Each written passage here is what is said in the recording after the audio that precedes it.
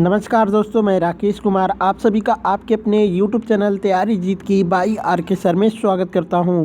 और दोस्तों आज हम बात करेंगे CRPF HCM एग्ज़ाम्स एनालिसिस 2023 की। जी दोस्तों 28 फरवरी 2023 को CRPF HCM के फर्स्ट शिफ्ट का एग्ज़ाम जो है ख़त्म हो चुका है।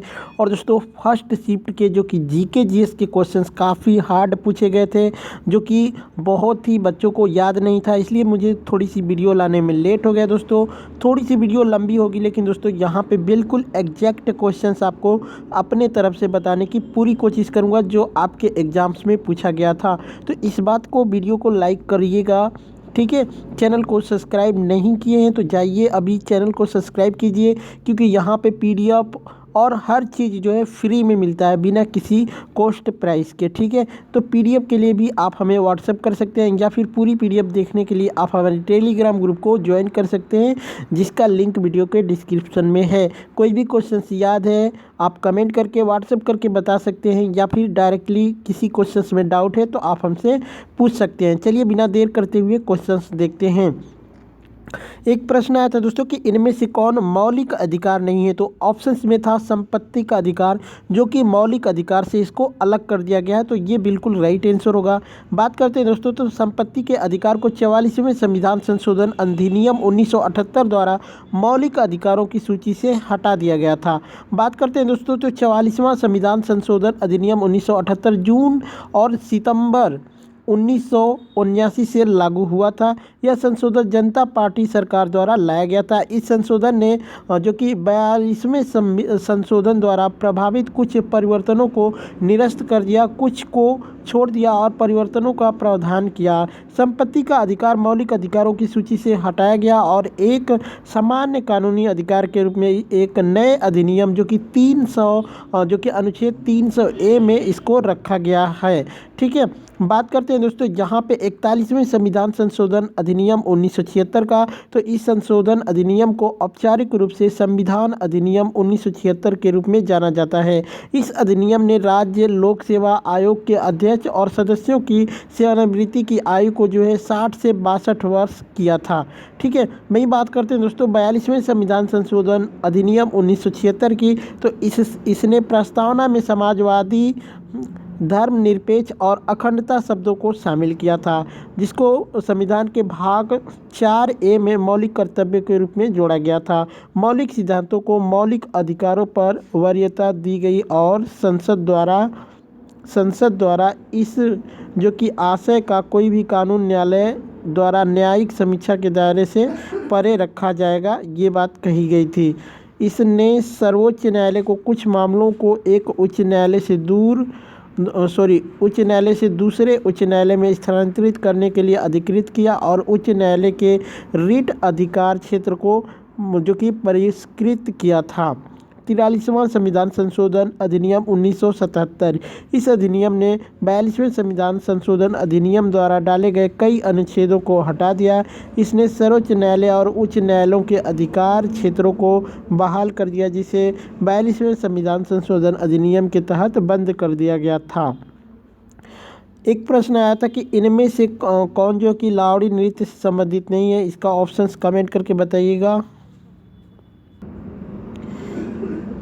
तो दोस्तों इसका क्या ऑप्शंस थे कमेंट करके बताइएगा। बाकी मैं लावड़ी नृत्य से संबंधित इम्पोर्टेंट फैक्ट आपको बता देता हूँ, जैसे कि लावड़ी महाराष्ट्र राज्य का एक प्रसिद्ध लोक नृत्य है। लावड़ी पारंपरिक गीत और नृत्य का एक संयोजन है, जो विशेष रूप से एक ताल वाद्य ढोलकी की थाप पर किया जाता है। लावड़ी अपनी शक्तिशाली लय के लिए विख्यात है। लावड़ी ने मराठी लोक रंगमंच के विकास में महत्वपूर्ण योगदान दिया है।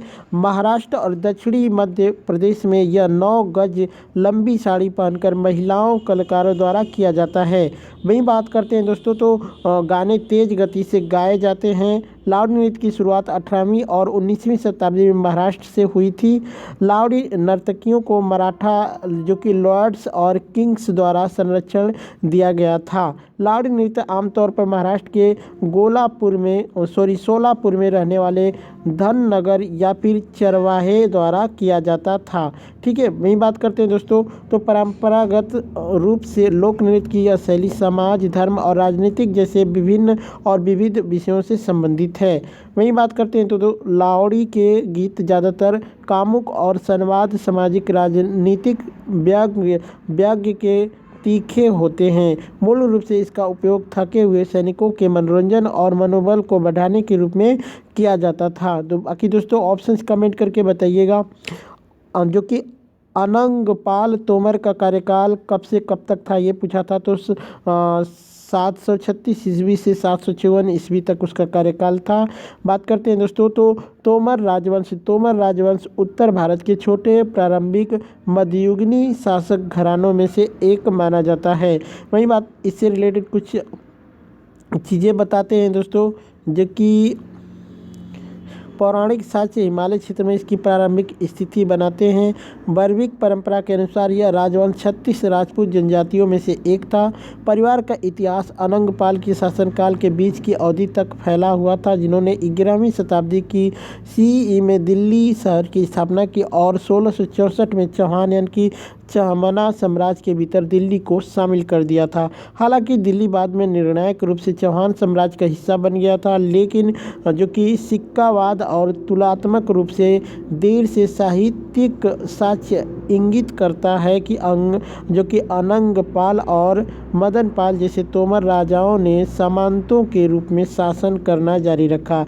संभवतः 1192 से 93 में मुसलमानों द्वारा दिल्ली की अंतिम विजय तक इसकी घोषणा कर दी गई थी। बात करते हैं दोस्तों तो अनंगपाल द्वितीय, जिसे अनंगपाल तोमर के नाम से जाना जाता है, तोमर वंश के थे। अनंगपाल द्वितीय ढिलिकापुरी के संस्थापक थे, जो अनंत दिल्ली बन गया है। कुतुब मीनार से सटी मस्जिद कुआतुल इस्लाम के लोहे के स्तंभ पर दिल्ली के प्रारंभिक इतिहास के साक्ष्य खुदे हुए हैं। वही बात करते हैं दोस्तों यहाँ से रिलेटेड, जैसे कि पारमार राजवंश, जो कि पारमार राजवंश एक भारतीय राजवंश था, जिसने 19वीं और 14वीं शताब्दी के बीच पश्चिमी मध्य भारत में मालवा और आसपास के क्षेत्रों पर शासन किया था। मध्ययुगीन जो कि वैदिक साहित्य उन्हें अग्निवंशी राजपूत राजवंशों में वर्गीकृत करता है। वही बात करते हैं दोस्तों, राजवंश की स्थापना 9वीं शताब्दी ईस्वी से 10वीं शताब्दी के आसपास हुई थी।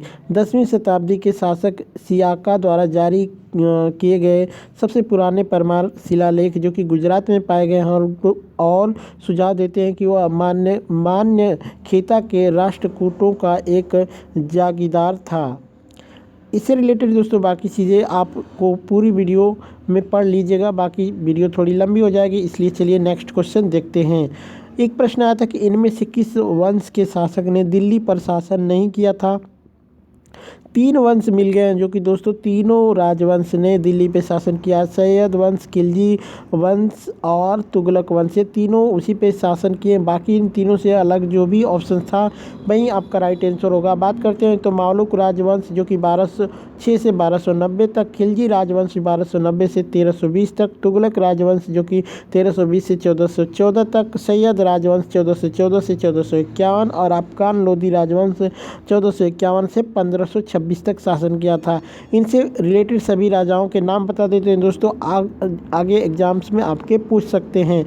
जैसे कि मामलुक राजवंश का जो कि 1206 से 1290 था, जैसे कि कुतुब उद्दीन ऐबक जो कि 1206 से 1210 तक शासन किया था, आराम शाह जो कि 1210 से 1211 तक, शम्स उद्दीन इल्तुतमिश जो कि 1211 से 1236, रुकन उद दीन फिरोज जो कि 1236 में, रजियात उल दीन सुल्तान जो कि 1236 से 1240, मुजीज उद दीन बहराम जो कि 1240 से 1242, अलाउद्दीन मसूद जो कि 1242 से 1246, नासिर उद दीन महमूद जो कि 1246 से 1266, गियासुद्दीन बलबन जो कि 1266 से 1286, मुईज उद दीन कैकबाद जो कि 1286 से 1290, और एक लास्ट में था कि कयूमर्स जो कि 1290 में शासन किया था। बात करते हैं खिलजी राजवंश की, जो कि 1290 से 1320 तक चला था, जैसे कि जलाल उद्दीन फिरोज खिलजी जो कि 1290 से 1296 तक इसने राज्य किया था। उसके बाद अल उद्दीन खिलजी जो कि 1296 से 1316 तक, कुतुबुद्दीन मुबारक शाह जो कि 1316 से 1320 तक इसमें जो है राज्य किया था। बात करते हैं दोस्तों कि तुगलक राजवंश जो कि 1320 से 1414 तक चला था। गितात अल-दीन तुगलक जो कि 1321 से 1325, मोहम्मद बिन तुगलक जो कि 1325 से 1351, फिरोज शाह तुगलक 1351 से 1388, यासुद्दीन तुगलक द्वितीय जो कि 1388 से 1389, अबू बकर शाह 1389 से 1390, नासिरुद्दीन मोहम्मद शाह तृतीय जो कि 1390 से 1393, अलाउद्दीन सिकंदर शाह प्रथम जो कि 1393 में इस पे शासन किया था। महमूद नासिर उद्दीन जो कि 1393 से 1394, नुसरत शाह जो कि 1394 से 1399, नसीरुद्दीन महमूद शाह जो कि 1399 से 1413 तक राज्य किया था। सैयद वंश की बात करते हैं तो ये 1414 से 1451 तक, जिसमें पहला शासक था खज्र खान जो कि 1414 से 1421 तक, मुबारक शाह 1421 से 1434, मोहम्मद शाह जो कि 1434 से 1445, आलम शाह जो कि 1445 से 1451 तक। अफगान लोधी राजवंश जो कि 1451 से 1526 तक, तो बहलोल लोधी जो कि 1451 से 1489, सिकंदर लोधी 1489 से 1570, लास्ट में इब्राहिम लोधी 1517 से 1556 में इसको बाबर ने हराकर जो कि मुगल साम्राज्य की नींव डाली थी।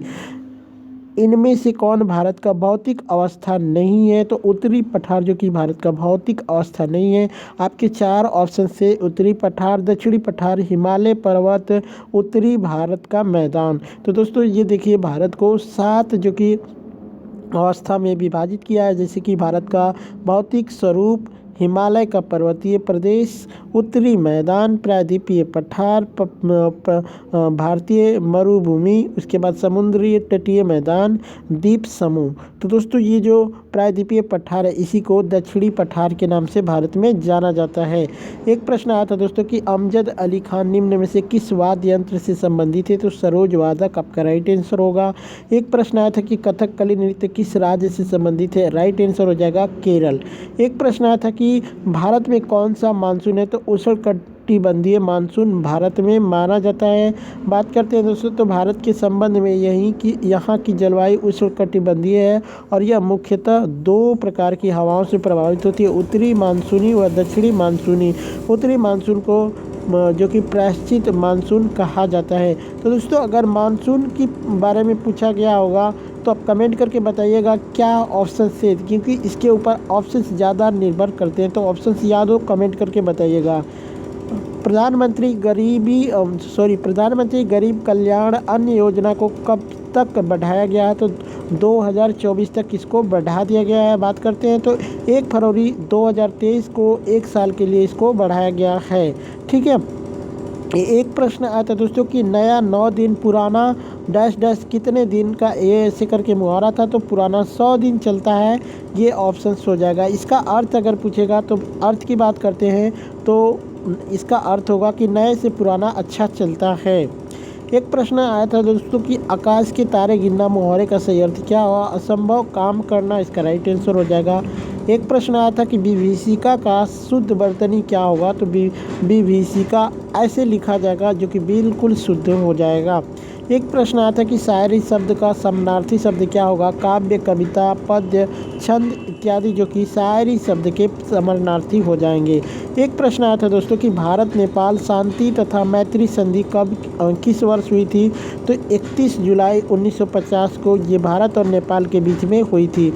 एक दोस्तों आया था शांति स्वरूप भटनागर पुरस्कार से संबंधित कोई प्रश्न था, वो याद नहीं आ पाया, पूर्ण रूप से मिला नहीं, तो आप कमेंट करके ज़रूर बताइएगा। बाकी दोस्तों यही सब प्रश्न आज के फर्स्ट शिफ्ट में मिले हैं। वीडियो कैसी लगी कमेंट करके ज़रूर बताइएगा।